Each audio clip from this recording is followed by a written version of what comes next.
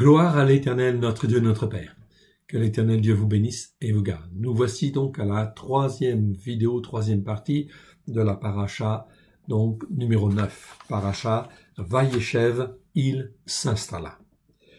Nous allons remettre ces quelques instants au Seigneur. Merci Père éternel de ta bonté, de ta fidélité chaque jour. Merci Seigneur pour ta parole merveilleuse que tu nous donnes, ta Torah, à la gloire de ton saint nom, au travers de Christ Yeshua, pleine de grâce et de vérité. Merci Seigneur pour tes prophètes, merci Seigneur pour tes psaumes, parce que tu nous enseignes. Nous te rendons grâce dans le précieux nom d'Yeshua. Merci Seigneur pour cet enseignement que tu nous donnes sur cette, paracha, sur cette 9e paracha. Que ton nom soit béni, honoré-le toujours partout. Nous voulons ouvrir nos cœurs à la gloire de ton saint nom, afin de comprendre la largeur, la longueur, la hauteur, la profondeur, à la gloire de ton saint nom. Que tu nous formes et nous façonnes comme toi tu le veux, à la gloire de ton saint nom, afin que nous puissions être le peuple que toi tu veux, afin de te servir, te glorifier, là où tu nous as plantés, à la gloire de ton saint nom. Nous te rendons grâce dans le précieux nom de Yeshua. Merci pour tout ce que tu vas nous donner ce matin. Alléluia. Amen. Nous voici donc dans la partie prophétique. Je vous rappelle donc ce que nous avons vu déjà dans la paracha, Vayeshev, il s'installa. Nous avons vu Yosef déjà. Donc Yosef qui est vendu, Yosef en fin de compte qui, va aller en Égypte. Nous avons le passage avec Tamar en fait aussi, qui était en fait là quelque chose d'extraordinaire, parce que Dieu en fin de compte sauve en fait Juda, la promesse qu'il a faite à Juda d'avoir une descendance. Ça aurait failli s'arrêter, oui, si l'Éternel n'avait pas été là. Oui, bien sûr. Donc, l'Éternel veille, il garde, il accomplira toutes ses promesses qu'il a faites à Abraham, Yitzhak et Yaakov. Et s'il a promis d'avoir une descendance au travers de Yehuda, celle qui justement verra en fait le Christ, parce que le Christ viendra de la tribu de Yehuda. Ici, en fin de compte, il n'était pas possible que la tribu de Yehuda n'ait pas de successeur. Impossible. Donc Dieu fait intervenir d'une manière glorieuse, en fait ici, Tamar, qui est une femme zélée, en fait ici, pour servir Dieu. Quand l'homme est défaillant, bien sûr, en fait, Dieu va toujours trouver des femmes. Ça, c'est clair. Les femmes sont là, effectivement, pour servir Dieu, bien évidemment, à la gloire de son saint nom. Nous avons vu Yosef chez Potiphar, oui, dans Yosef en prison, l'histoire des échansons, du panetier, etc. Tout ça est prophétique, oui, bien sûr, à souhait. On nous parle de qui? De Yeshua. Je vous rappelle, 13 chapitres sur 50 nous parlent justement de Yosef, l'histoire de Yosef. C'est en fait, même chez les Juifs, on sait très bien que Yosef, c'est l'image du Mashiach à venir. C'est le Ben David. Le Ben Yosef, en fait, ici, car il est souffrant, en fait, ici, mais le Ben David doit venir. Donc, Yeshua, c'est à la fois le Ben Yosef et le Ben David. Ben Yosef, c'est le fils qui souffre, en fait, ici, qui est dans l'épreuve, et le Ben David, c'est celui qui règne. Oui, bien sûr, qui viendra régner. Donc, il y a deux messies, en fait, ici, ou deux interprétations possibles. Dans la tradition juive, on a un problème avec ça. On ne sait pas comment, en fin de compte, faire avec ça, en fait, ici. Donc, il n'y a que les chrétiens et, en fait, ici, les juifs messianiques qui comprennent la dimension. Le Ben Yosef, c'est Yeshua qui est déjà venu une première fois. Le Ben David, c'est le Messie qui va venir dans sa gloire, en fait, bientôt. Donc, c'est deux en fait, apparition devenue, en fait, ici, de Yeshua, tout simplement. Yeshua doit revenir. Il est, en fait, ici, séparé de son peuple depuis, en fin de compte, longtemps. Comme Yosef est séparé de son peuple, de ses frères, eh bien, ici, c'est la même histoire, en fait, ici. C'est l'histoire de Yeshua qui va retrouver, en fait, ses frères. Oui, bien sûr. Et cela va se faire bientôt, en fait, ici. Voilà pourquoi la dimension ici, prophétique, est extraordinaire. Nous sommes avec Yosef dans la préparation, en fin de compte, de l'assemblée, en fait, qui doit glorifier l'Éternel sur la terre, d'Israël, qui va effectivement conclure, en fait, ici, la prophétie. Oui, bien sûr, car Dieu a fixé, comme c'est écrit dans Daniel 7, c'est écrit effectivement au verset 24 à 27, que Dieu a fixé 70 semaines sur Israël et sur en fait Jérusalem pour sceller la vision jusqu'à ce que le Mashiach soit oint, en fait ici, roi des rois et seigneur des seigneurs. C'est écrit Tout est écrit dans la parole de Dieu. Nous abordons l'aspect prophétique.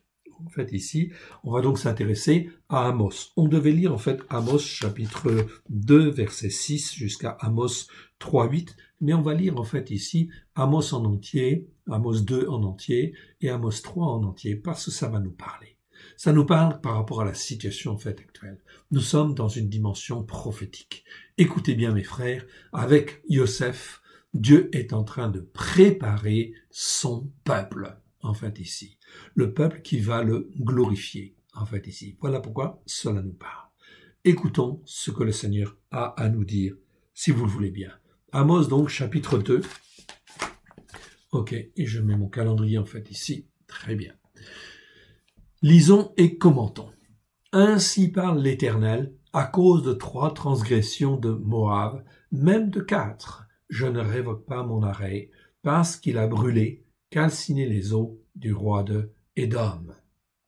J'enverrai le feu dans Moab, et il dévorera les palais de Kérioth, et Moab périra au milieu du tumulte, au milieu des cris de guerre, au son en fait bon du chauffard. Chauffard ici écrit en entier avec un vav, en fait ici. Ok, je vous le montre 2 minutes.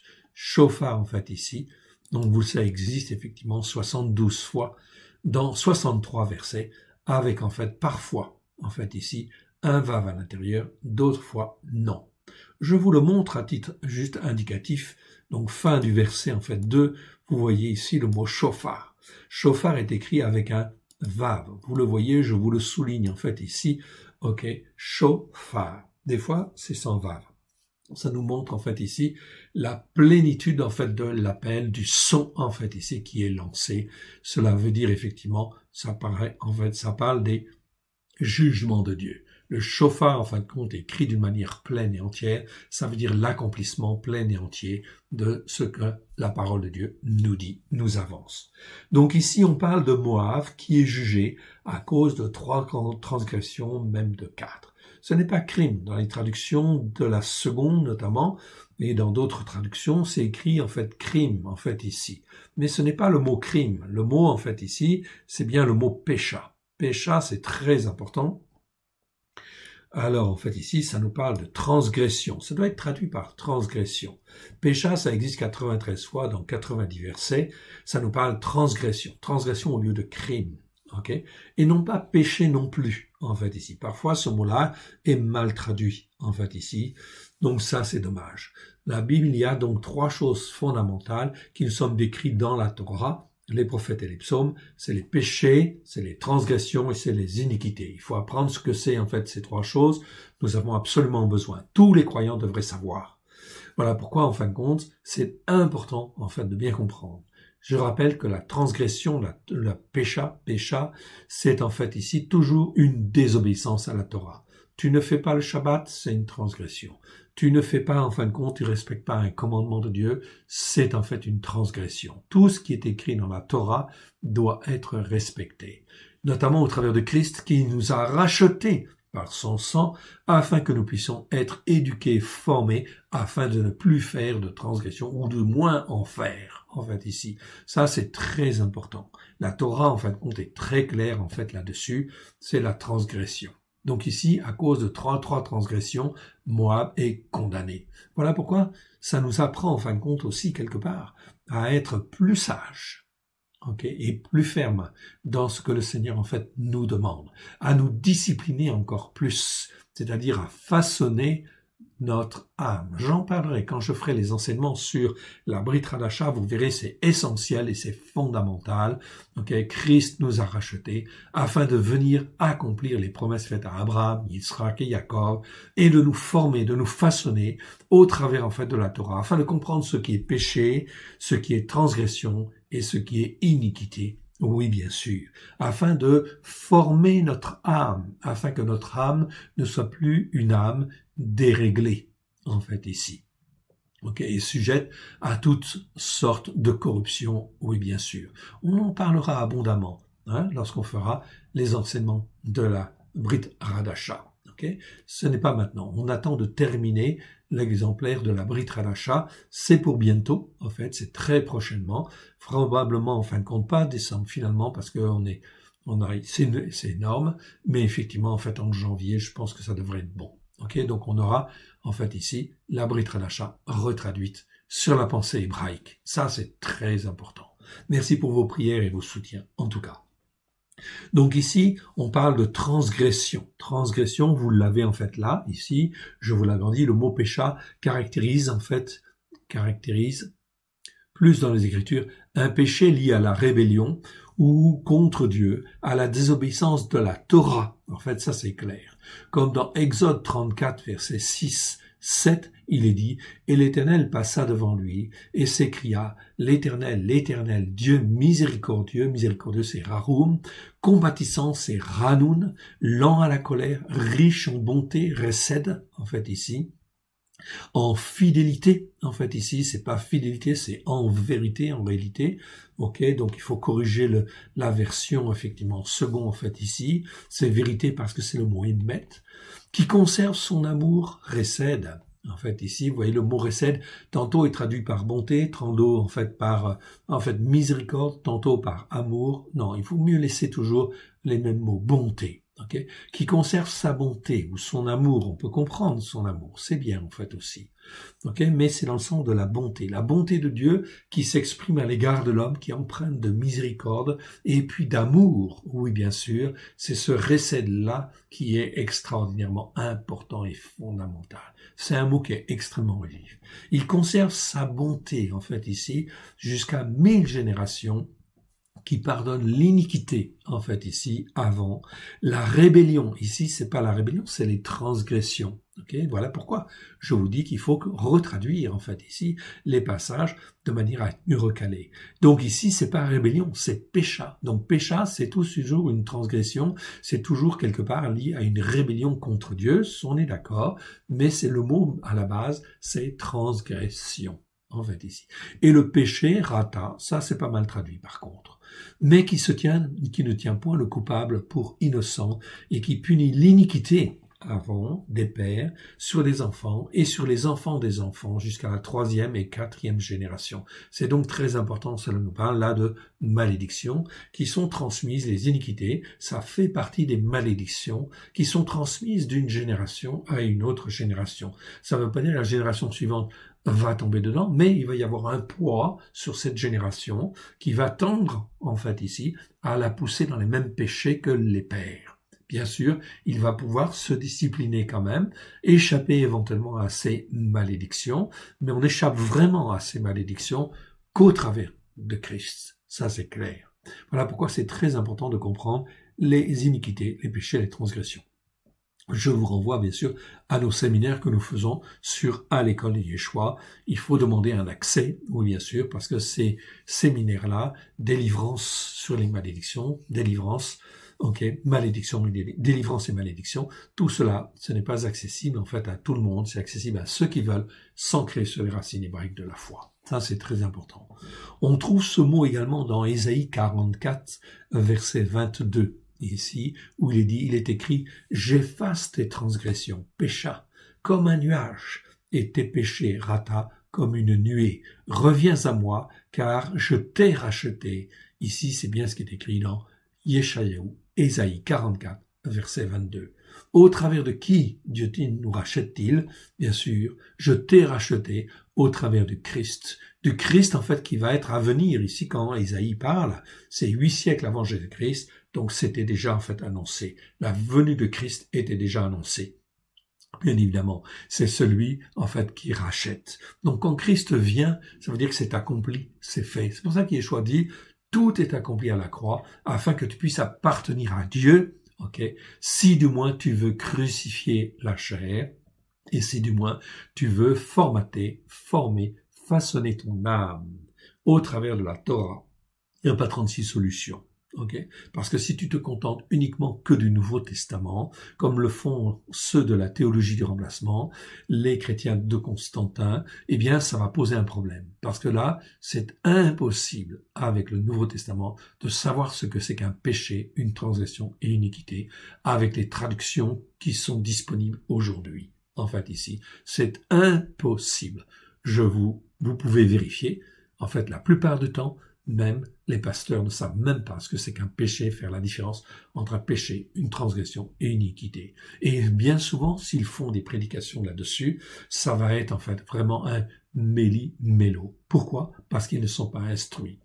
Dans l'enseignement de Constantin, on n'est pas instruit comme il faut. Ce qui veut dire que l'iniquité, la transgression de la Torah et la conséquence des péchés, ça va aussi se transformer en iniquité, en malédiction, c'est-à-dire dans une tradition, entre guillemets, quelque part, des enseignements frauduleux qui vont être transmis de génération en génération. Et aujourd'hui, en fait, l'Église est en très mauvais état. Très mauvais état, car effectivement, on n'est pas dans l'obéissance et la soumission en fait à Dieu.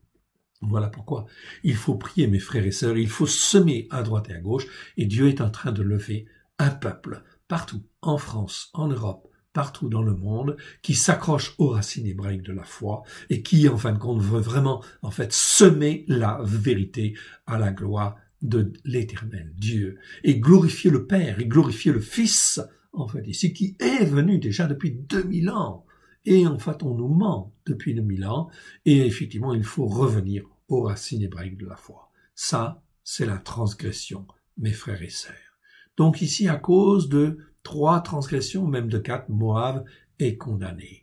Okay. Regardons en fait la suite. Verset 3, « J'exterminerai de son sein le juge, et je tuerai tous ses chefs avec lui, dit l'Éternel. » Donc ce sont des jugements extrêmement sévères, en fait, que l'Éternel donne, en fait, ici sur Moab, qui était fier et qui était cruel, qui était dans son orgueil, quelque part. L'orgueil, en fait, ici, qui entraîne à la rébellion, à la transgression, bien évidemment, et à l'iniquité. Verset 4. « Ainsi parle l'Éternel, à cause de 3 transgressions de Yehuda. » Juda a été condamné, en fait, aussi. Oui, bien sûr. C'est ce que l'on va voir. En fait, ici, Amos, c'est un prophète qui agit en même temps, pratiquement, que Ésaïe. C'est 8 siècles avant Jésus-Christ.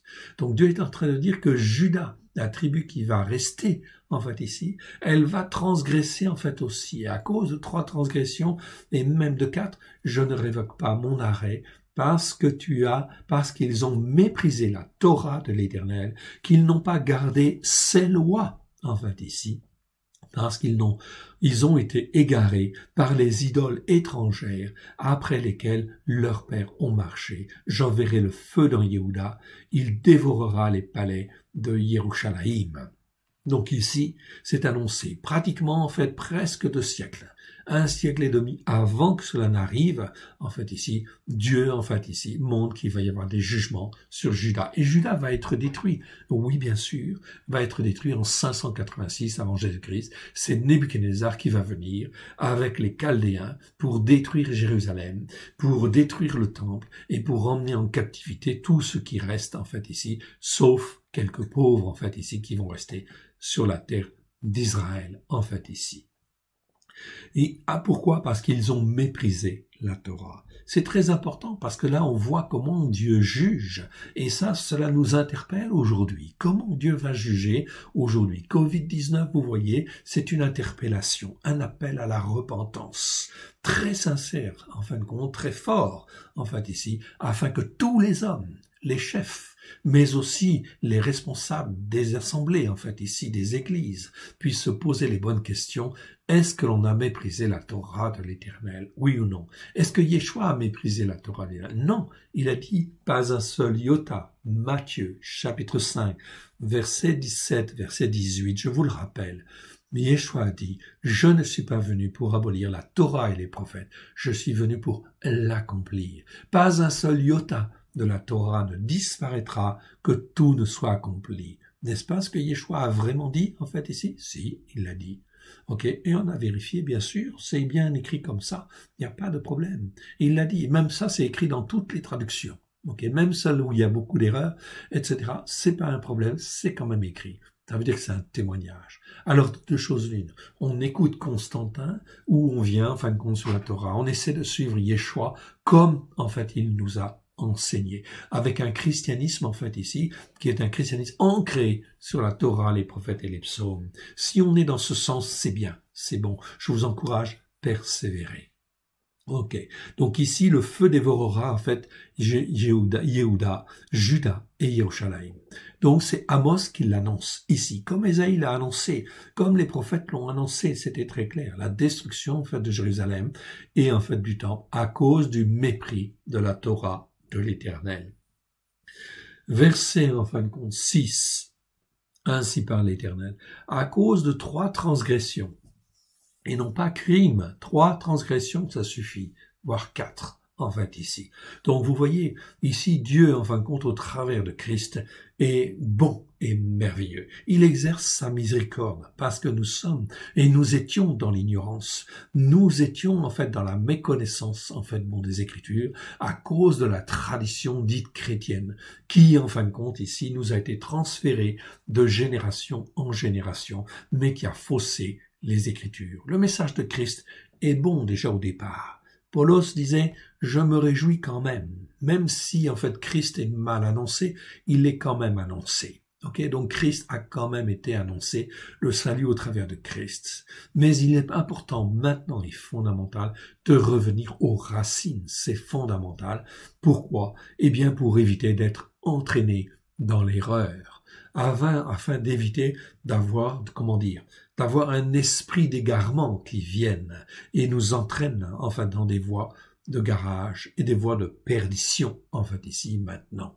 C'est bien écrit dans Thessaloniciens, chapitre 2, en fait, ici. Vous le verrez, en fait, dans nos traductions, en fait, ici. C'est vraiment, en fait, extraordinairement clair. On ne peut pas manquer, en fait, ici, de remettre en question tout un certain nombre d'enseignements qui ne sont pas bons, en fait, ici. Le message de Christ à la base est bon. C'est Christ qui est venu à la croix. Mais il est venu à la croix pour nous racheter et faire de nous un peuple pour Dieu. Nous sommes héritiers, Paulos va même le dire, nous sommes héritiers des promesses faites à Abraham, Isaac et Jacob, puisque nous sommes en Christ. Si nous sommes en Christ, nous sommes héritiers des promesses faites à Abraham, Yitzhak et Jacob. Voilà pourquoi, en fait, ici, Abraham, Isaac et Jacob ont marché d'une certaine manière, sur la Torah, oui, bien sûr, à l'écouter et à la mettre en pratique. Ils ont été façonnés et instruits, oui, bien sûr. Voilà pourquoi nous devons l'être aussi, en fait, ici.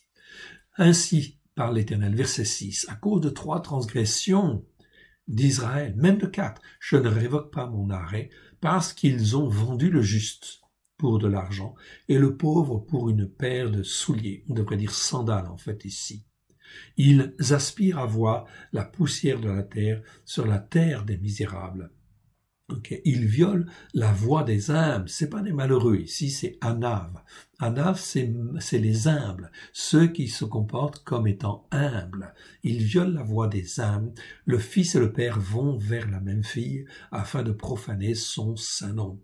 Ils s'étendent près de chaque autel sur des vêtements pris en gage et ils boivent dans la maison de leur Dieu. Le vin que de ceux qu'ils condamnent. Ils boivent dans la maison de leur Dieu le vin de ceux qu'ils condamnent. Mes frères et sœurs, c'est très important ça, le vin en fait ici. Quel est le vin que tu bois en fait ici? Le vin, c'est bien sûr en fait ici, je vais vous montrer. Le vin, c'est yayin, vous voyez en fait ici. Ici, bon, j'ai du mal à le sélectionner, peu importe. Vous le voyez, en fait, ici, c'est Yayin. 140 fois sur 134 versets. C'est un nom masculin, numéro strong 03 196. Ça nous parle de vin. Le vin, c'est celui que l'on boit, oui, bien sûr. Mais c'est aussi spirituellement ce que j'écoute, et qui m'enivre. C'est auquel j'accorde de crédit et ça, en fin de compte, ça m'enivre, ça égare, comme le vin, en fait, physiquement. Donc, quelque part, il ne faut pas boire n'importe quel vin, c'est-à-dire ne pas écouter n'importe quelle doctrine, n'importe quel enseignement, en fait, ici, quelque part. Voilà pourquoi il faut dire, soyez sobre, restez sur les racines de la Torah, des prophètes et des psaumes à la lumière de Yeshua. C'est très important et je dirais même maintenant tout ce qui n'est pas enseigné en fait et qui n'est pas conforme à l'écriture, il faut apprendre à le rejeter. Dire non, je ne veux pas de ce vin-là, il n'est pas de bonne qualité. En fait ici, ce n'est pas un bon vin pour moi, en fait ici, pour me réjouir devant l'Éternel. Bien sûr, il ne s'agit pas de s'enivrer, mais il s'agit en fin de compte d'avoir de la bonne nourriture. Yeshua est venu en fait ici, au travers de l'image de Malkitsédek. C'est Malkitsédek. Il est venu voir Abraham avec du pain et du vin. Le pain, c'est le symbole de la Torah, et le vin, c'est le symbole, justement, en fait ici, non pas du sang, en fait ici, mais de la révélation, en fait ici, au travers du Saint-Esprit.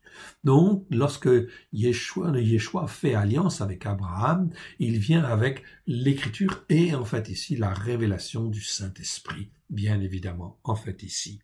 Donc c'est une alliance très importante, c'est une alliance que Dieu a fait au travers de Malkitsédek avec Abraham. C'est le pain, en fait ici, la nourriture, et le vin, en fait ici, c'est-à-dire la bonne interprétation des choses. Mon frère, ma sœur, le vin, en fait, ici, c'est vrai, en fait, ici, l'interprétation. Pourquoi c'est l'interprétation?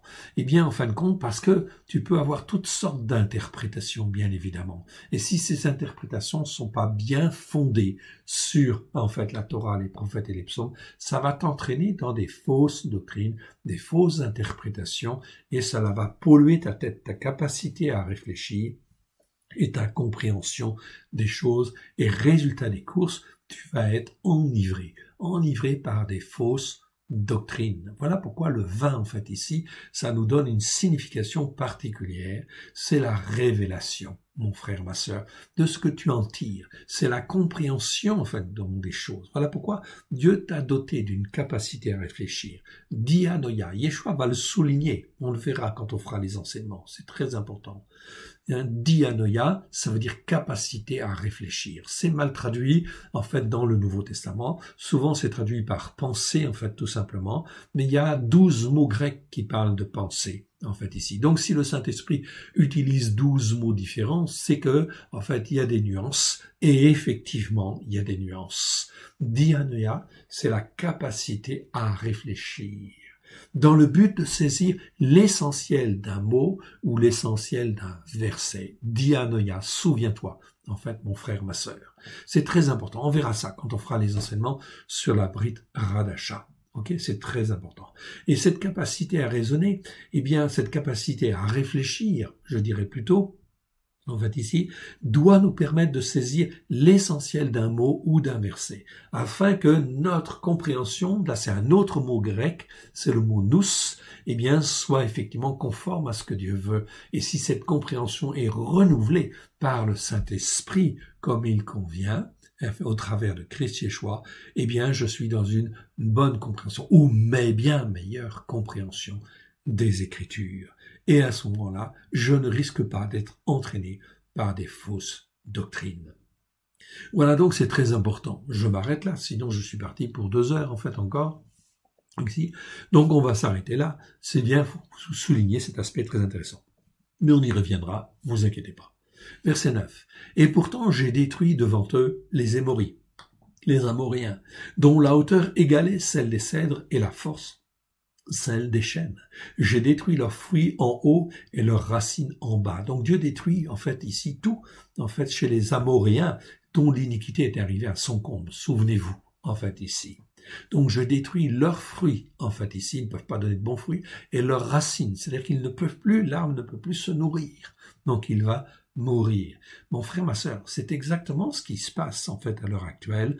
Si tu veux pas en fin de compte mourir, si tu ne veux pas en fin de compte donner de mauvais fruits, et si tu veux avoir des racines qui soient saines, eh bien il faut en fin de compte venir sur la Torah, les prophètes et les psaumes. Cet enseignement en fait ici est très important chez Amos. Voilà pourquoi je voulais lire Amos 2 en fait en entier, parce que ça nous parle. Ça nous parle par rapport en fait ici à la situation actuelle, Covid-19, etc.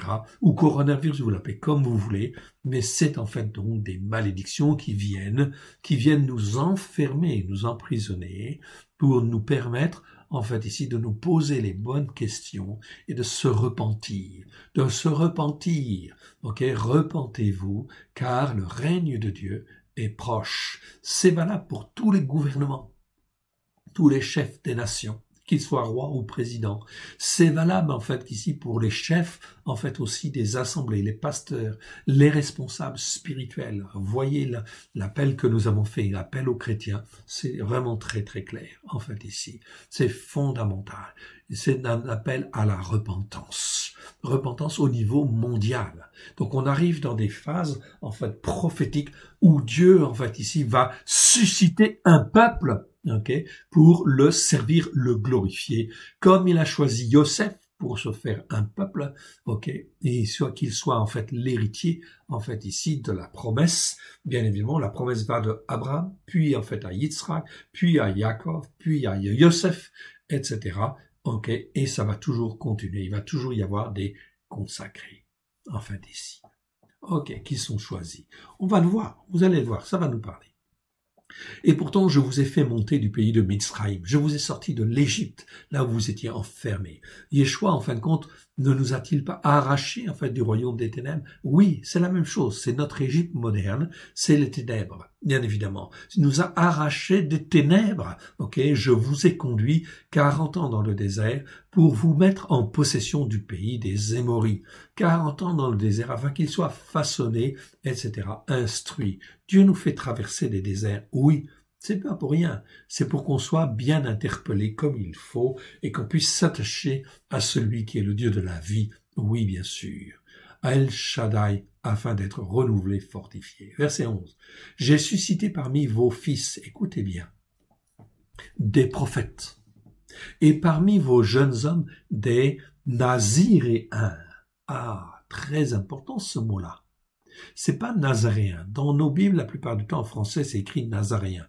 Rien, ça veut pas dire. Nazaréen, c'est quoi? C'est un habitant de Nazareth? C'est confus. Ok, non. C'est le mot nésir, en fait, en hébreu. Ok? Qu'on peut traduire ici par naziréen si on veut, ou néziréen. Comme vous voulez, ça m'est égal. Ok? L'essentiel, c'est bien de comprendre que là, on est, en fait, Dieu se choisit des consacrés, des hommes à part des choses de ce monde. En fait, ici, je vous montre le mot. Nésir, vous l'avez là. En fait, ici. Donc, Nésir, en fait, ici, je vous le montre. OK. Alors, Nésir, en fait, ici, je vous le montre. Si je peux le sélectionner, non, je peux pas le sélectionner, c'est pas grave. Donc, Nésir. Nésir, en fait, ici, ça s'écrit, en fait, Nun Zain Resh, ou Nun Zain Yod Resh. En fait, ici. Mais principalement, Nun, Zain, Resh. 3 lettres principales. En français, on pourrait dire Nun, N, Zain, un Z, et en fait, Resh, un R. Ça donne naziréen. Nésir, en fait, ici. La racine, c'est Nésir, qui a donné Nazir, en fait, aussi, ou Nazoréen, en fait, aussi. Ici, on devrait dire Néziréen ou Naziréen. Au pluriel, le mot dans le verset, c'est Nézirim, en fait, ici, tout simplement. Okay? Ça veut dire consacré, tout simplement. Dieu se choisit des consacrés. Et Yosef, c'est un exemple, en fait, ici. Il est mis à part, il est vendu, en fait, ici. Par quoi? Pour qu'en fait, il puisse être à part. Tout simplement, en fin de compte, dans certaines épreuves, afin d'être façonné, instruit comme il convient, en fait, ici, formé comme il convient, afin d'être un consacré, en fait, ici, de l'Éternel. C'est un nésir, en réalité. Ok, il est appelé comme cela. Et je vous le montrerai, en fait, ici, à différents endroits. Ce n'est pas bien traduit dans les traductions françaises, mais en fait, on le verra. Nézir, au pluriel, Nézirim. Vous avez, en fait, le mot, en fait, ici, Nézirim, en fait, ici. Ok. Donc ici, ça a donné Nézirien ou Naziréen. C'est bien, en fait, ici, on parle des consacrés. La première fois, c'est dans 49-26, justement, où on va dire que Yosef est un Nézir par rapport à ses frères. C'est mal traduit parce que dans nos Bibles, en français, c'est écrit par prince de ses frères. Non, c'est une erreur. En fait, ici, on te parle de consacrés, de gens qui sont à part. Okay? Et en fait, Yosef était à part de ses frères. Oui, spirituellement, il était à part de ses frères. Voilà pourquoi Dieu, en fin de compte, ici, veut nous façonner, afin que nous soyons à part, en fait, ici, de nos frères, afin que l'on puisse être, sur les racines hébraïques de la foi, en fait, des hommes zélés pour le servir et le glorifier. Nésir, eh bien, en fait, ça donne donc naziréen ou néziréen. Là, on est d'accord. Les disciples de Yeshua avaient bien compris cette dimension-là. C'est pour ça qu'ils vont créer, je dis bien, les disciples de Yeshua, il n'existe pas ce mot-là, en fait, dans la langue grecque. Alors, les disciples de Yeshua vont créer un mot grec, nazoraios, qui vient justement, en fin de compte, de cette racine-là, nésir. Et en fait, au lieu d'appeler néziréen, ils ont, en fin de compte, créé un mot dans la langue grecque, nazoraios, qui n'existe pas dans les dictionnaires. Vous pouvez les chercher, ça n'existe pas. C'est un mot inventé par les disciples pour dire, voilà, Yeshua est un nazoraios, c'est-à-dire un consacré, mais un consacré un peu spécial, un consacré qui consacre les autres. Voilà pourquoi les disciples ont défini ce mot-là, nazoraios, et en fait Yeshua est un nazoraios, un nazoréen. Ok, d'ici. Donc voilà pourquoi on devait le traduire comme cela, nazoréen. Et les disciples de Yeshua sont aussi des nazoréens, c'est-à-dire des consacrés consacrants. C'est une nazoréen, c'est une variante de néziréen, tout simplement. Ça veut dire des gens qui sont à part et qui sont consacrés. Mon frère, ma sœur, comment tu peux être consacré si ton âme n'est pas formée comme en fait Christ? À la gloire de l'Éternel. Christ, il a la Torah dans le cœur. Voilà pourquoi tout à l'heure je citais en fait que Yeshua est venu pour accomplir. C'est-à-dire Yeshua est venu non pas pour abolir la Torah et les prophètes, mais pour accomplir, c'est-à-dire remplir en abondance les cœurs qui le veulent, qu'ils veulent être des consacrés, mais des consacrés consacrants, c'est-à-dire des consacrés qui consacrent aussi les autres à faire en fait la même chose en fait ici. Ce message-là, il existe depuis 2000 ans, mon frère, ma sœur. Alors écoute, repens-toi et forme-toi, façonne-toi afin de devenir un consacré, consacrant. Voilà pourquoi ce passage de Amos était très important. J'ai suscité parmi vos fils des prophètes et parmi vos jeunes gens des naziréens, des naziréens ou des néziréens ou encore maintenant aujourd'hui des nazoréens, des consacrés consacrants. N'en est-il pas ainsi, fils d'Israël, déclaration de l'Éternel? Aujourd'hui, on est la même chose. Et vous avez fait boire du vin aux naziréens. Ici, même chose, en fait, ici, Dieu est en colère contre tous ceux qu'il a appelés, qu'il a rachetés au travers de Christ Yeshua, pour en faire des nazoréens, des consacrés consacrants. Et au lieu de cela, en fait, ici, eh bien, la théologie du remplacement, théologie de Constantin, théologie catholique, ok, théologie protestante, les théologies, en fait, aussi évangéliques, malheureusement, eh bien, en fin de compte, elles déversent des enseignements erronés qui sont là comme du vin, en fait, ici, et en fin de compte, on fait boire du vin à, en fin de compte, des nazoréens, des gens que Dieu a rachetés au prix du sang précieux de Christ Yeshua, et en fait, on leur fait avaler la doctrine, la théologie du remplacement, bien évidemment. Comment, mon frère, tu peux le savoir? Eh bien, en fin de compte, c'est très simple. Est-ce que tu fais Shabbat? Non, oui ou non. Si on te dit en fait la Torah en fin de compte ici, c'est pas une bonne chose. Le Shabbat c'est démodé, etc. Ça ne sert plus à rien. Ça veut dire que tu es dans la théologie du remplacement. Ces gens-là ont bu en fait du vin en fait ici de Constantin, du vin de la théologie du remplacement. Ils sont dans l'erreur. Et en fait, tu ne dois pas en fait continuer à boire de ce vin-là. Non, surtout pas. En fait, ici. Donc, sépare-toi, abandonne, forme-toi. Il y a une formation, en fait, ici, messianique, qui dure 1 an, formation papier. Tu peux suivre les vidéos sur YouTube, la chaîne à l'école de Yeshua, si tu veux. C'est très bien, en fait, ici, dans le but de te former et de te façonner, afin que, en fait, ici, Dieu puisse accomplir au travers de toi, en fait, ici, la destinée qu'il a prévue, à la gloire de son saint nom, au travers de Christ Yeshua, avec grâce et vérité. Et vous avez fait boire du vin aux naziréens, aux nazoréens, on pourrait dire aujourd'hui, et aux prophètes, et vous avez donné cet ordre, ne prophétisez pas. Oui, bien sûr. Ici, en fin de compte, je prophétise, nous prophétisons. Oui, bien sûr. Car, en fait, ici, on nous raconte n'importe quoi. Mon frère, ma sœur, n'écoute pas les fausses doctrines. Ok? Ici, on est dans les jugements. Dieu est en train de juger. Et il va juger les gouvernements. Et il va juger toutes les églises. Est-ce qu'elles ont effectivement, en fait, ici, enseigné comme il convient? Non. Est-ce qu'ils ont enseigné comme il convient? Non. La réponse est non. On a fait un petit livret. L'Église a-t-elle commis le péché de Jéroboam? Eh bien, c'est très clair. La réponse, en fait, vous pouvez répondre à la question. En fait, ici, ce petit livret est chaud. Mais encore bien plus que cela, ici on arrive dans des périodes de jugement, bien sûr, où l'Éternel va juger, pas moi. C'est l'Éternel qui va juger. Il juge au travers de sa parole. Il a jugé hier son propre peuple. Il a jugé et condamné Israël pour 3 transgressions, même 4. Il a jugé Juda pour 3 transgressions et même 4. Il a jugé Moab pour 3 transgressions et même 4. Ne le fallera-t-il pas pour, en fait, ici, ceux qui sont sur la colline, en fait, ici, catholique, ceux qui sont sur les collines protestantes, ceux qui sont sur les collines évangéliques? Bien sûr que si. Ou sur toute autre colline, bien évidemment. Je ne vais pas toutes les citer, en fait, ici. On est bien d'accord. Est-ce qu'on est sur la Torah, pleine de grâce et de vérité, au travers de Christ Yeshua? Revenez, revenez, car les temps sont difficiles. Très difficiles. Et ne croyez pas, en fait, ici, en fait, s'il vous plaît, on vous annonce des vaccins à droite et à gauche. Ok. Mon frère, ma sœur, on n'a jamais vu autant de vaccins en si peu de temps. Méfiance, en fait, ici.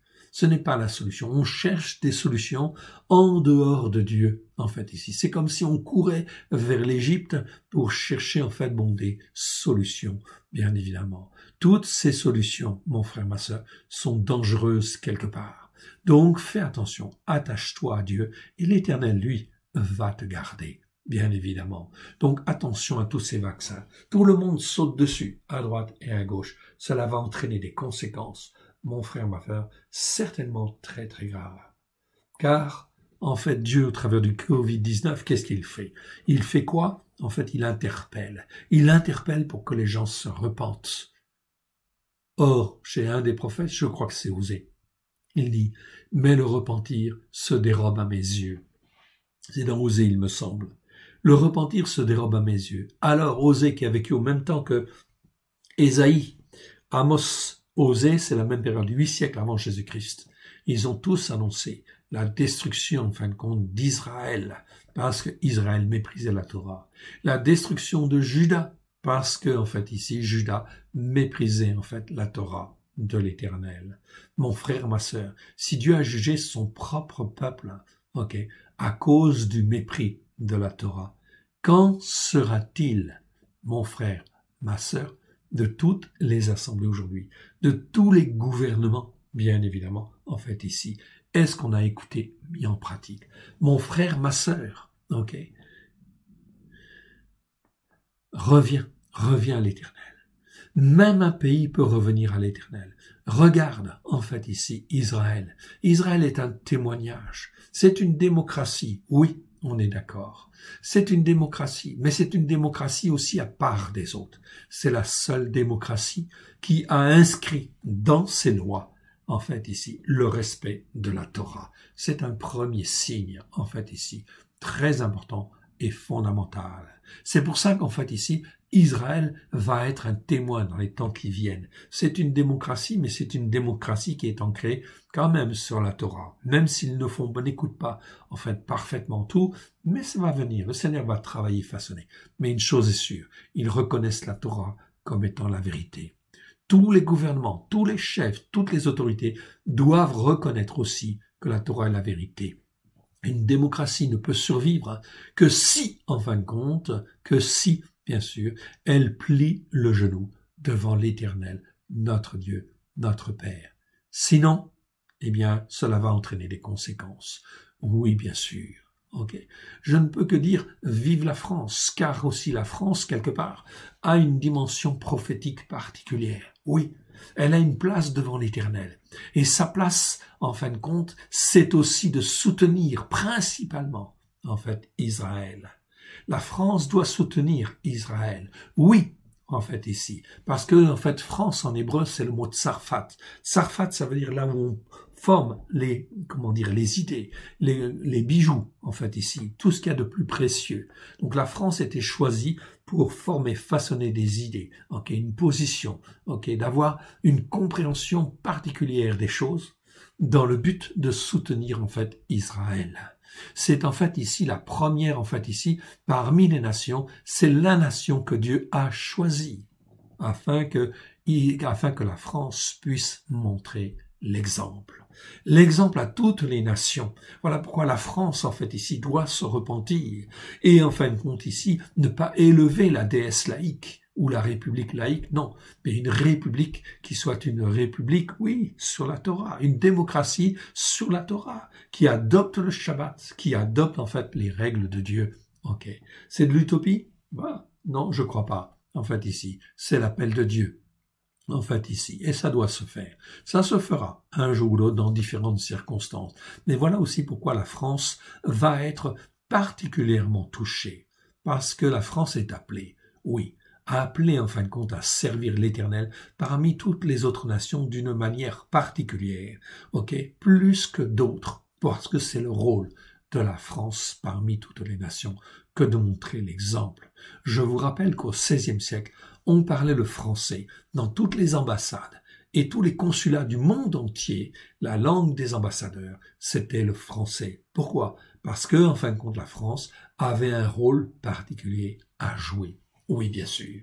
Et elle a encore, en fait, ici, ce rôle potentiel à jouer. Elle ne le joue pas comme il faut aujourd'hui, on est bien d'accord.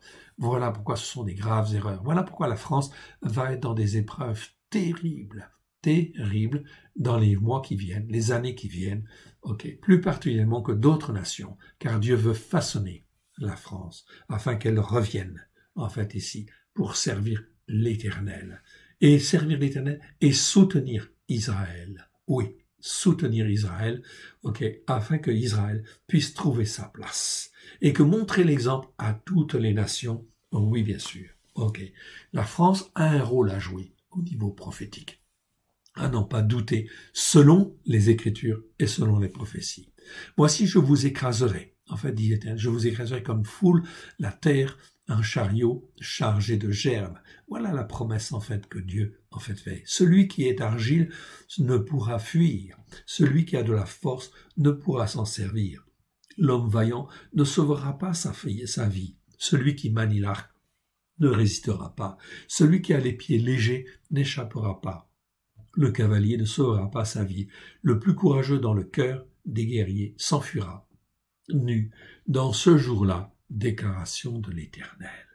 Mon frère, ma sœur, nous arrivons dans des périodes de jugement très importants, où les jugements vont se porter sur les nations. Oui, bien sûr, en fait, ici. Voilà pourquoi les prises de position par rapport, en fait, au vaccin, en fait, aussi, est quelque chose ici de très important. Méfiance, méfiance. Cela n'est pas bon, quelque part, en fait, ici. Chapitre 3 de Amos. Lisons, mes frères, mes sœurs.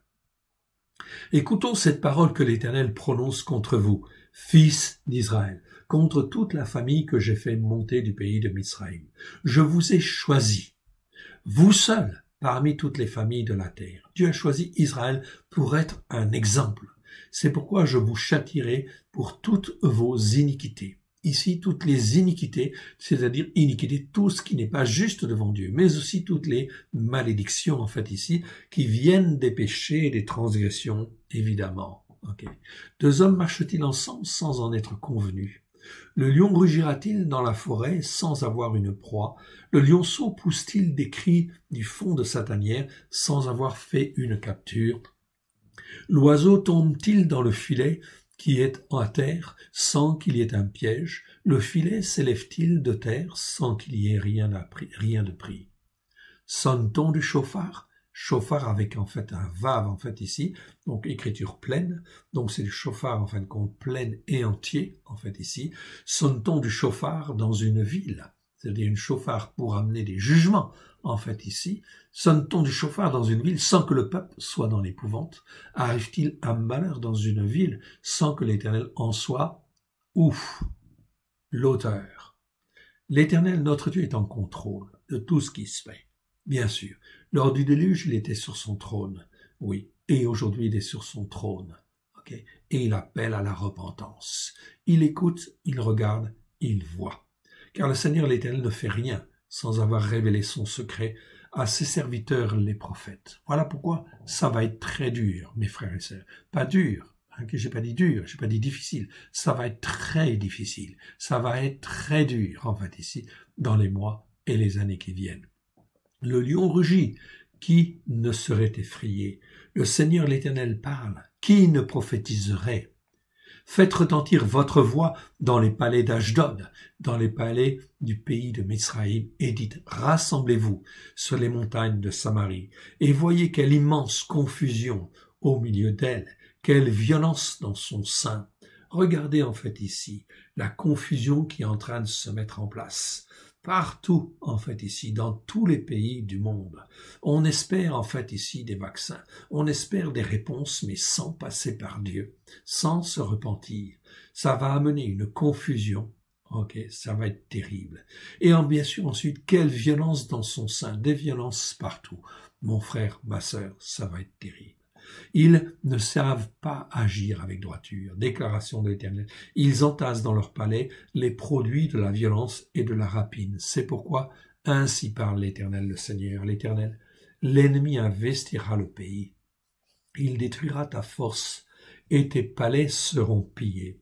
Ainsi parle l'Éternel. Comme le berger arrache de la gueule du lion 2 jambes et un bout d'oreille, ainsi se sauveront les fils d'Israël qui sont assis dans Samarie, à l'angle d'un lit et sur les tapis de Damasek.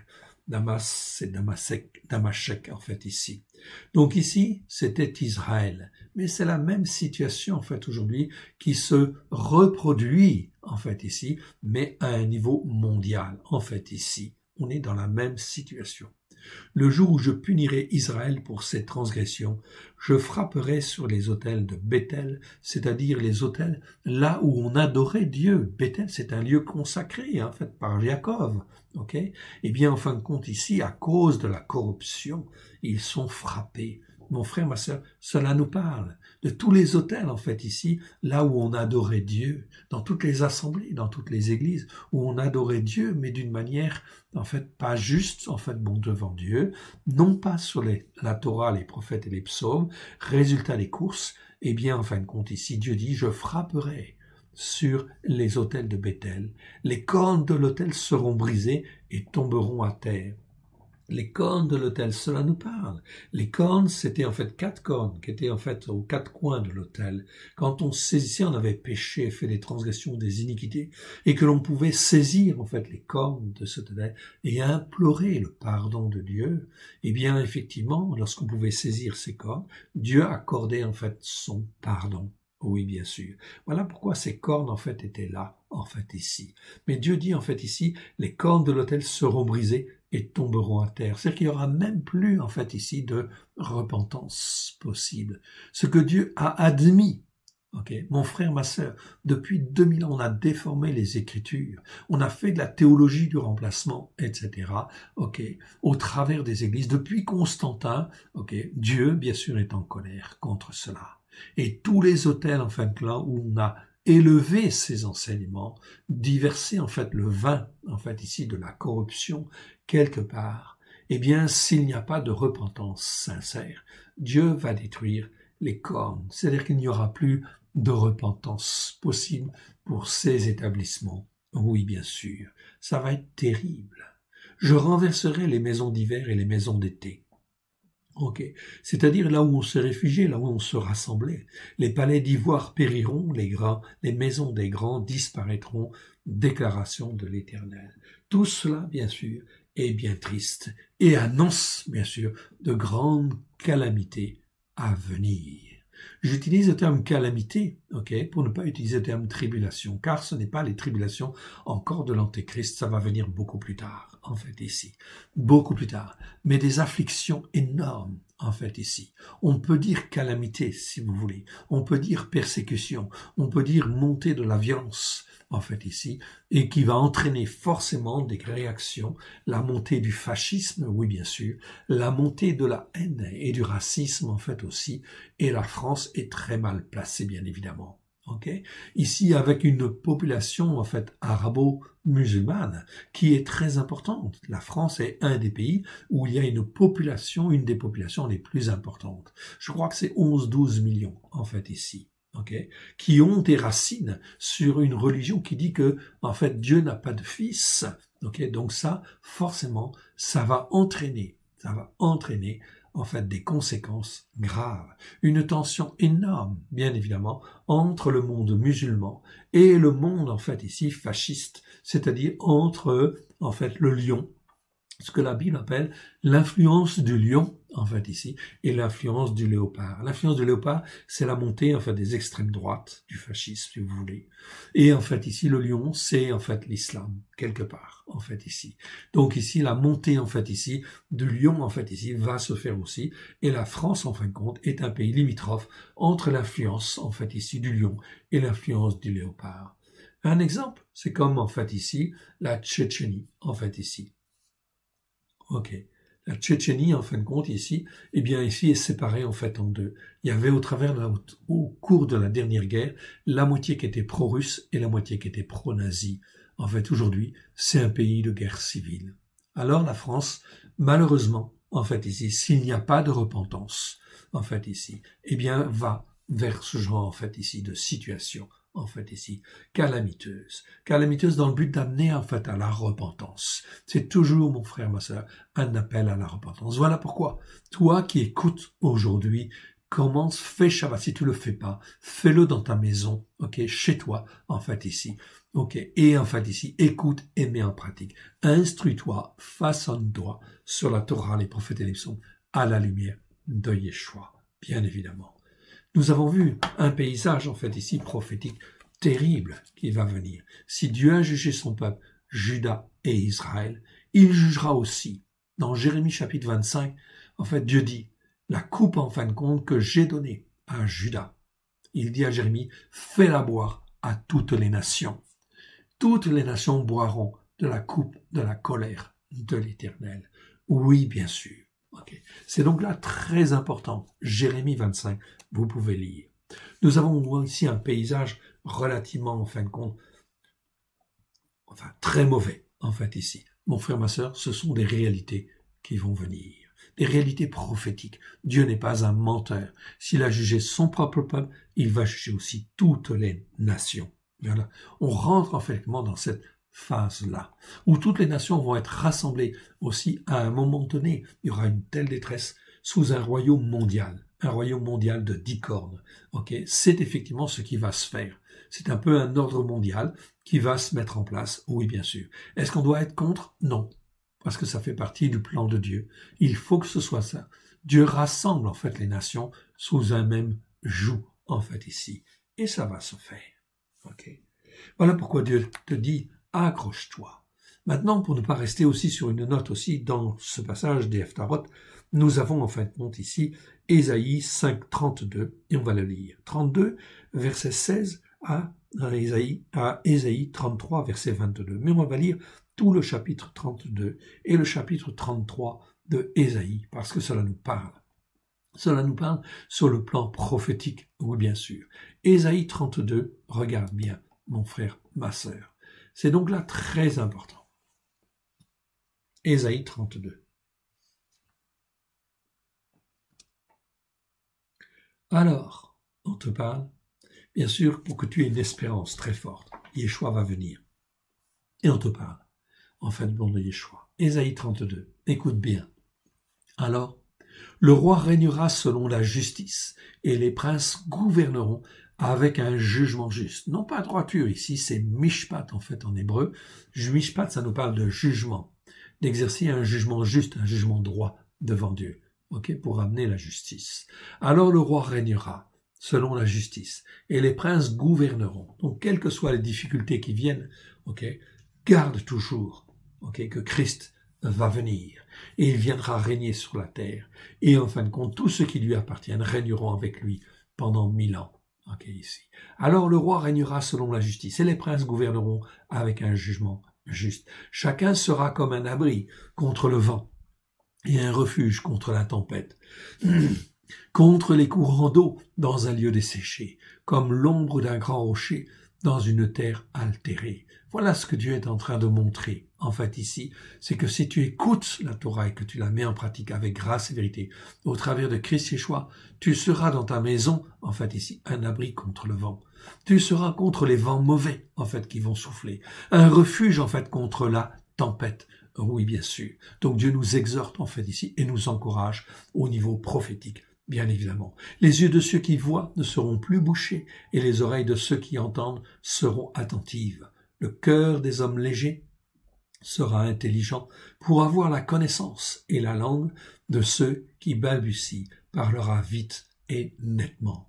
Donc Dieu parle en fait ici d'une restauration.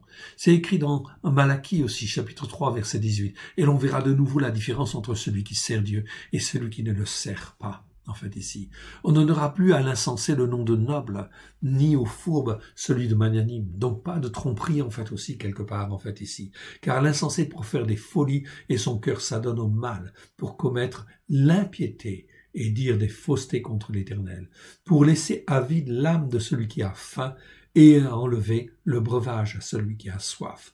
On parle ici de nourriture, en fait ici, nourriture pour l'âme, et du breuvage en fin de compte à celui qui a soif. Bien évidemment, le pain et l'eau, en fait ici. Le pain et le vin, pardon, en fait ici.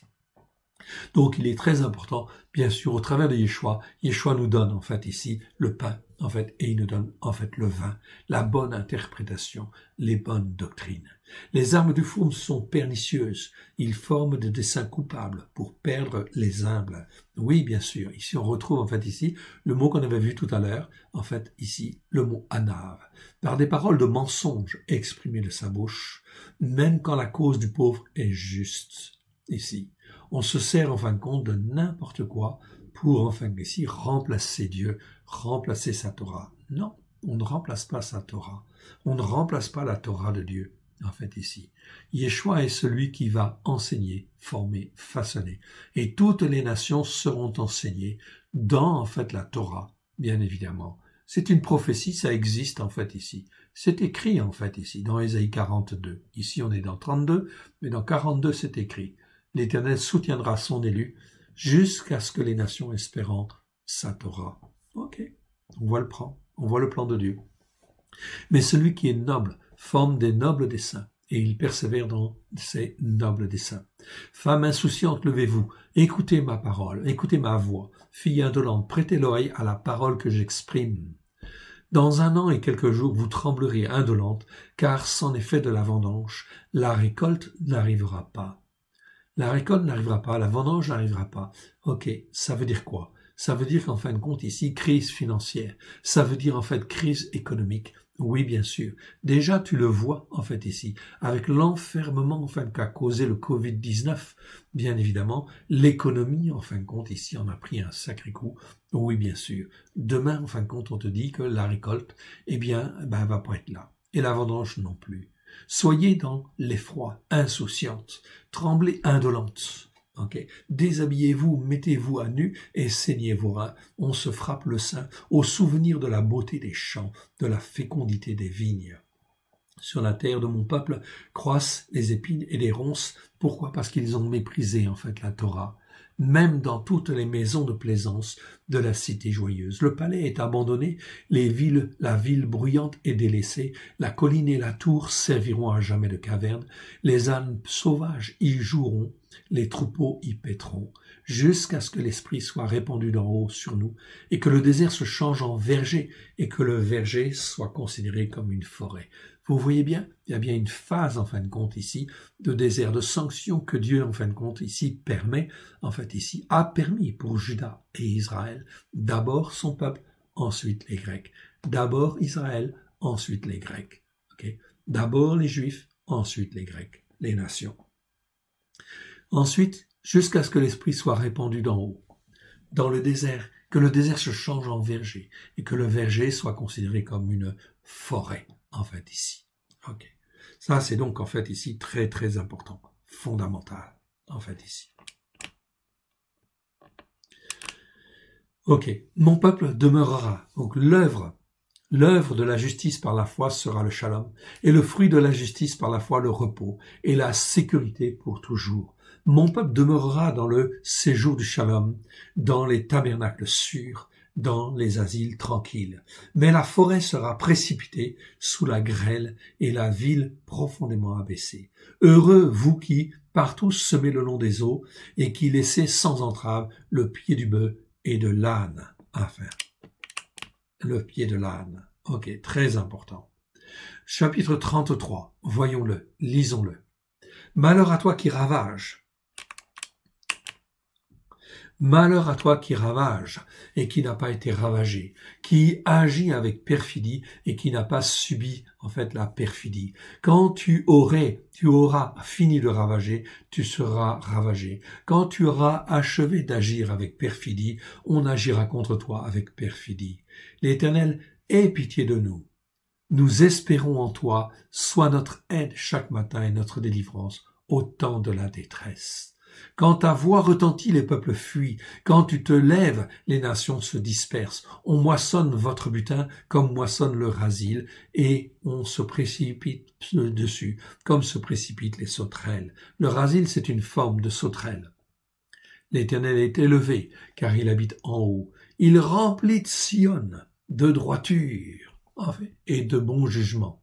Ici, c'est le mot mishpat qui apparaît, en fait, ici. C'est donc très, très important, mon frère, ma sœur. On est là dans les jugements de Dieu. Ok, ici, les jugements de Dieu.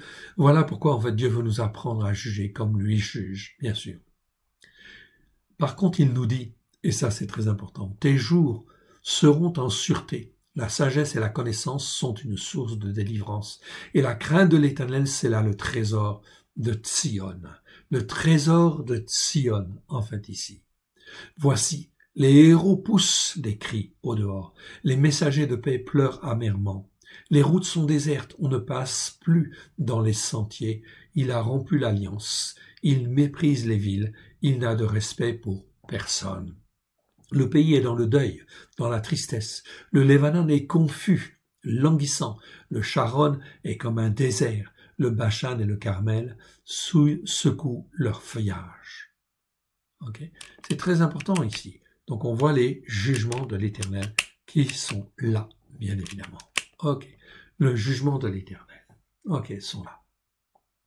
Le pays est dans le deuil, dans la tristesse. Le Lébanon est confus, languissant. Le Sharon est comme un désert. Le Bashan et le Carmel secouent leur feuillage. Tous les endroits où il y avait de la richesse, de la bénédiction, en fait, ici, ça devient, en fait, ici, en fait, comme un désert. Maintenant, je me lèverai, dit l'Éternel. Maintenant, je serai exalté. Maintenant, je serai élevé. Vous avez conçu du foin, vous enfanterez de la paille. Votre souffle, c'est un feu qui vous consumera. Les peuples seront des fournaises de chaux, les épines coupées qui brûlent dans le feu. Vous qui êtes loin, écoutez ce que j'ai fait. Et vous qui êtes près, sachez quelle est ma puissance. Les pécheurs sont effrayés dans Sion, un tremblement d'épouvante saisit les impies. Qui de nous pourra rester auprès d'un feu dévorant? Qui de nous pourra rester auprès de flammes éternelles?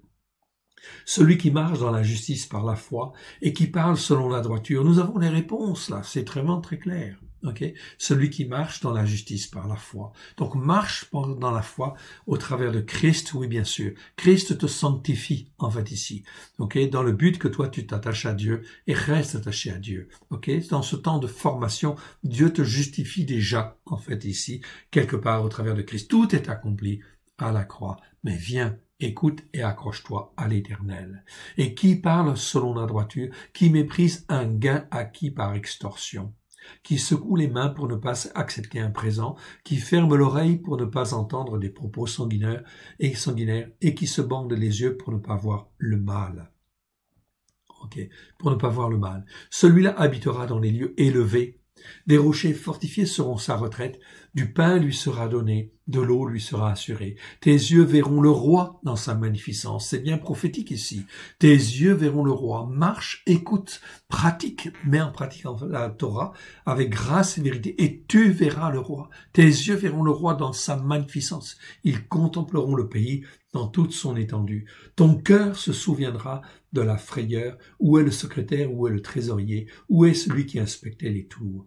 Tu ne verras plus le peuple audacieux, le peuple au langage obscur qu'on n'entend pas, à la langue barbare qu'on ne comprend pas. Regarde Sion, la cité de nos fêtes.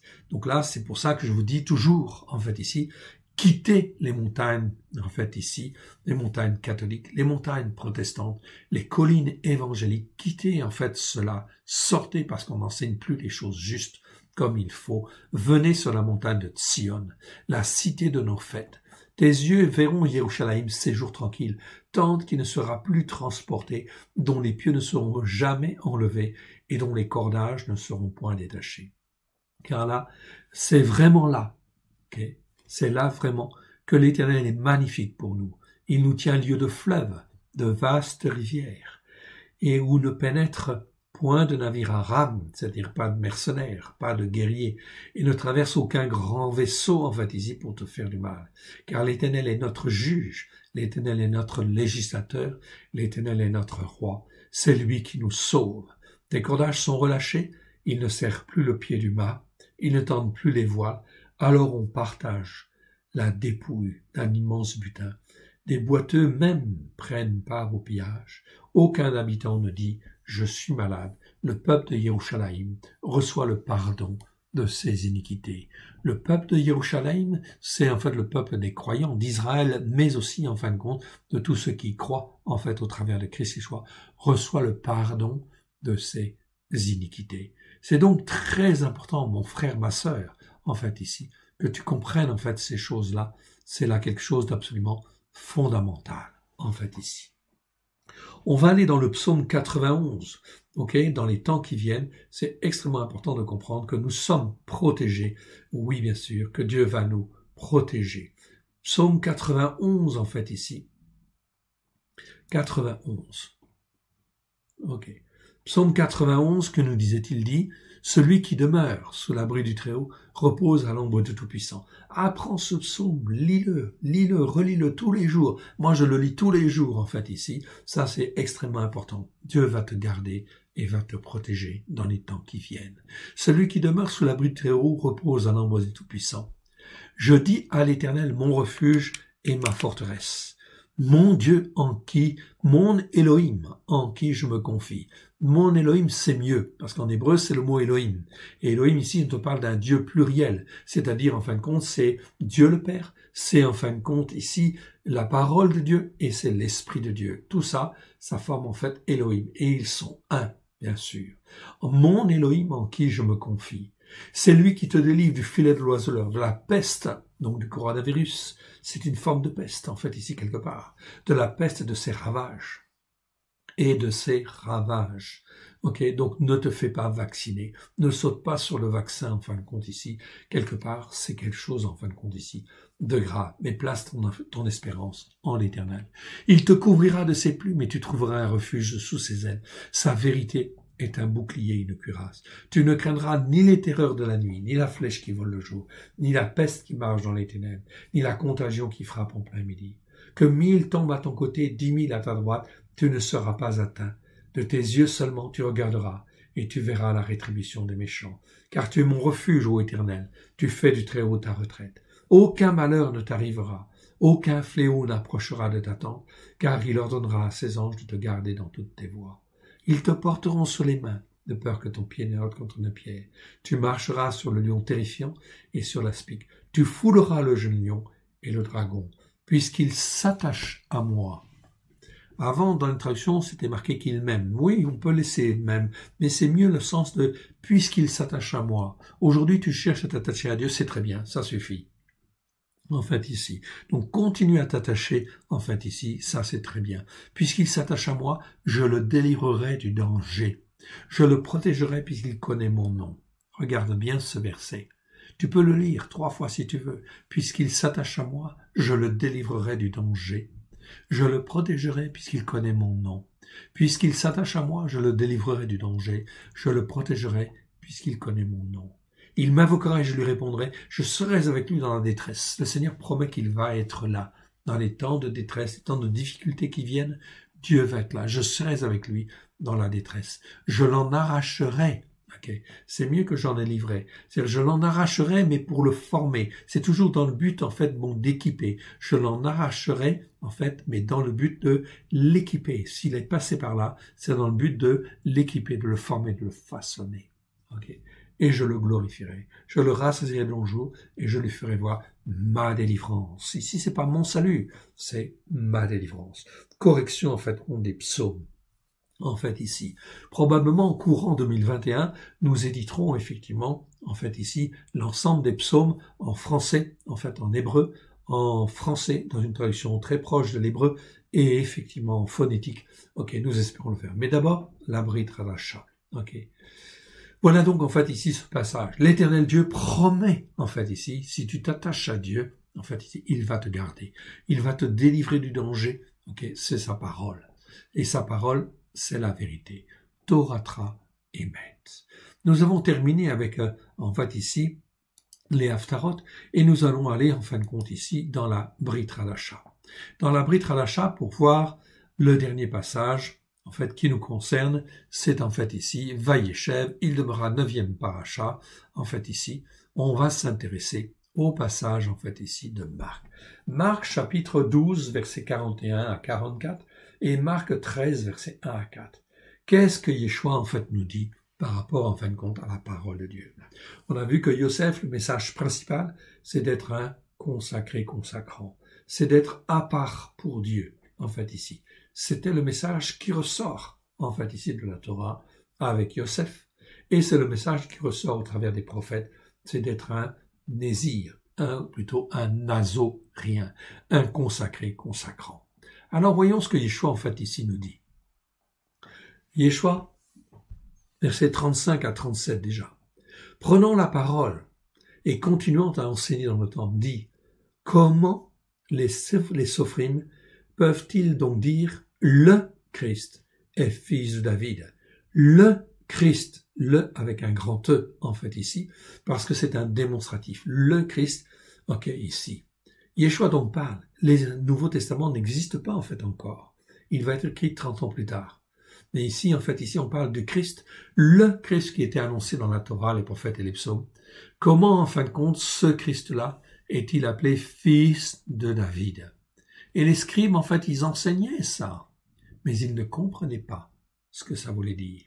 David lui-même, animé par le Saint-Esprit, l'Esprit Saint, a dit, « L'Éternel dit à mon Seigneur, c'est pas le Seigneur dit à mon Seigneur, c'est l'Éternel dit à mon Seigneur, assieds-toi à ma droite, jusqu'à ce que je fasse de tes ennemis ton marchepied. » Regardez bien, nous arrivons dans un temps prophétique, aussi où Yeshua, où l'Éternel dit à Yeshua, « Assieds-toi à ma droite, jusqu'à ce que je fasse de tes ennemis. » Tous ceux qui ne veulent pas de la Torah, je vais en faire ton marchepied.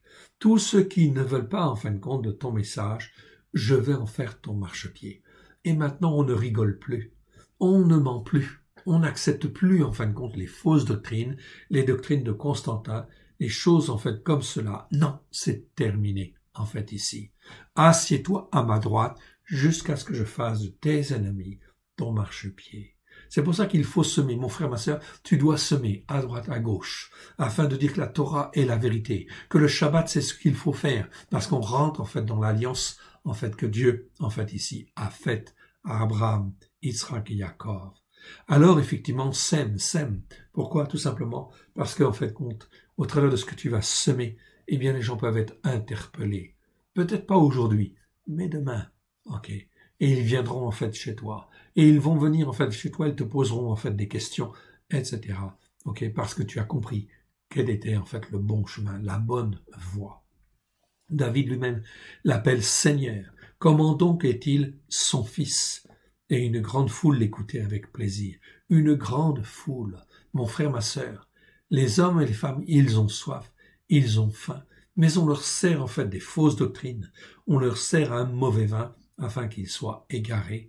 Alors, prends du temps, etc. Et en fin de compte, parle, avertis, afin que les hommes et les femmes puissent être des consacrés et se mettre à part. Il leur disait dans sa doctrine, gardez-vous des sophrim. Donc on parle bien là des faux enseignements, en fait ici. Sophrim, ce sont les scribes qui aiment à se promener en robe longue et à être salués dans les places publiques. Donc ils préfèrent les honneurs, qui recherchent les premiers sièges dans les synagogues et les premières places dans les festins, qui dévorent les maisons des veuves et qui font pour l'apparence de longues prières. Ceux-là même recevront un jugement de condamnation bien plus sévère. Donc ils enseignent des choses fausses, ce que je vous disais tout à l'heure par rapport aux établissements.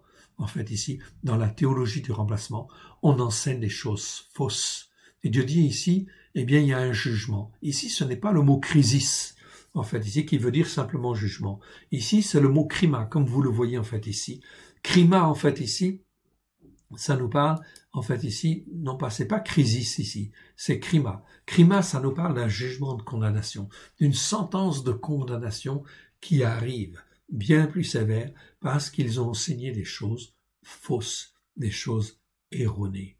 C'est donc là, en fait, ici, quelque chose de très, très, très important et fondamental. Méfiez-vous, en fait, compte de tout cela. On continue avec versets 41 à 44. Yeshua s'étant assis vis-à-vis du tronc, regardez comment la foule y mettait de l'argent. Plusieurs riches y mettaient beaucoup. Il vint aussi une veuve qui mendiait humblement. Le mot, en fait, c'est ptokos, en fait, en grec. Vous le voyez, en fait, ici, ptokos. Ça veut dire, en fait, ici, pauvre, oui, bien sûr, mais ça veut aussi dire mendiant. Mendiant, en fin de compte, comme quelqu'un qui demande, mais qui demande humblement. Donc ici, on peut dire que c'est une femme qui mendiait humblement, qui cherchait la parole de Dieu humblement, qui cherchait à s'attacher à Dieu humblement, qui savait qu'elle n'était pas parfaite, mais en fait qui veut s'attacher à l'Éternel Dieu. C'est notre image. Nous ne connaissons pas parfaitement, mais nous aussi nous avons en fait la volonté de vouloir nous attacher à Dieu. L'Éternel nous garde et va nous garder. Elle a mis tout ce qu'elle avait. Elle a mis 2 petites pièces, faisant un quart de sou. Alors Yeshua, ayant appelé ses disciples, leur dit « Amen, je vous dis ». Cette veuve-là, qui mendie humblement, qui est dans la demande humble, en fait, ici, quelque part, c'est ça que ça veut dire. C'est pour ça qu'en fait, Yeshua dit dans Matthieu chapitre 5, dans ce qu'on appelle les béatitudes, il dit en fait « heureux les pauvres ». Non, il dit pas « heureux les pauvres ». Il dit « heureux ceux qui mendient humblement ».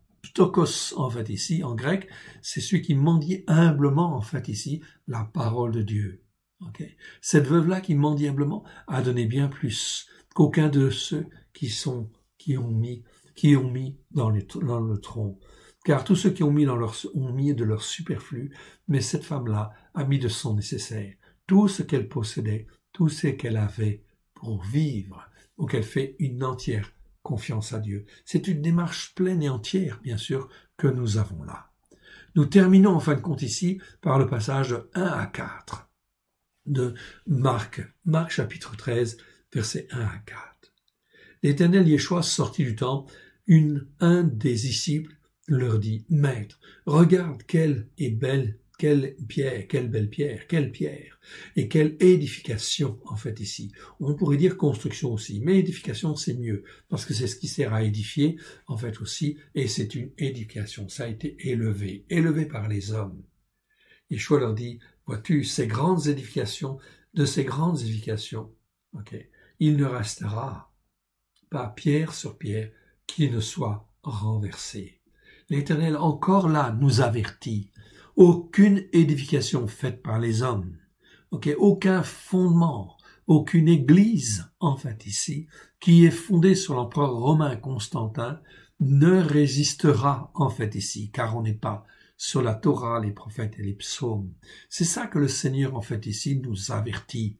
Le temple sera détruit. Si Dieu a jugé le temple lui-même, son propre temple, celui que Yeshua disait, en fait, ici, ça, c'est la maison de mon Père, en fait, ici, et ça doit être une maison de prière pour toutes les nations, en fait, ici. Yeshua l'a dit, Yeshua reconnaissait, en fait, ici, la valeur du temple comme étant, en fait, ici, le lieu où on devait prier le Père d'une manière sincère. Ici, en fin de compte, le temple a été jugé et détruit.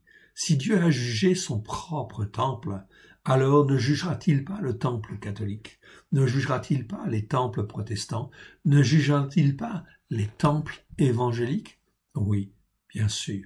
Mon frère, ma sœur, on arrive dans une période prophétique, en fait, extraordinaire, où ça va secouer dur, très sévère. On termine avec ces deux passages. Il s'assit sur la montagne des Oliviers, en face du temple, et Pétros, Jacob, Yohanan et Andrei lui posèrent en particulier cette question. Dis-nous, quand cela arrivera-t-il, et à quel signe connaîtra-t-on que toutes ces choses vont s'accomplir? Mon frère, ma sœur, cela fait 2000 ans déjà, okay? Et nous voyons des signes partout, à droite et à gauche, que les choses, en fait, ici, vont arriver. Oui, les choses prophétiques vont arriver, les jugements de Dieu vont arriver. Mon frère, ma sœur, on est dans ce temps prophétique, en fait, ici. C'est pas dans 2000 ans, en fait, ici. Que tu sois confiné, en fait, à la maison, ok? Eh bien, en fin de compte, ici, c'est bien, en fait, le fait de Dieu qui, en fait, ici, comment dire, agit, en fait, pour t'enfermer, pour enfermer, réduire l'espace de vie vitale, afin que les hommes puissent se poser les bonnes questions. Donc, là, le fait de déconfiner, en fait, ici, ça ne va pas être une réponse, oh oui, bien sûr, et ça ne peut pas être, en fait, la réponse, la bonne réponse devant Dieu. On ne pourra jamais, mon frère, ma sœur, on ne pourra jamais repartir comme, en fait, on était hier. Tous ceux qui pensent que ça peut revenir comme hier, eh bien, ça veut dire qu'ils ne sont pas dans un état de repentance pour se poser les bonnes questions. Tout cela sont des signes de l'absence de repentance. La repentance, en fait, se dérobe aux yeux de l'Éternel, notre Dieu. Ok. Voilà pourquoi, mon frère, ma sœur, eh bien, ainsi, accroche-toi, façonne-toi, ok, et en fin de compte, écoute et mets en pratique encore la Torah. Je vais terminer par une petite prière. Merci Père très saint pour ta parole que tu nous as donnée ce matin. Nous te rendons grâce pour ces aspects prophétiques car tu nous interpelles, tu nous façonnes. Oui Seigneur, nous voulons nous attacher pleinement à toi et rien qu'à toi. Nous voulons écouter ta parole pour la mettre en pratique avec grâce et vérité à la gloire de ton Saint-Nom. Puisses-tu nous former, nous façonner comme toi tu le veux à la gloire de ton Saint-Nom. Merci Père, merci Yeshua, merci Saint-Esprit. Alléluia. Shabbat Shalom et que l'Éternel Dieu vous bénisse et vous protège.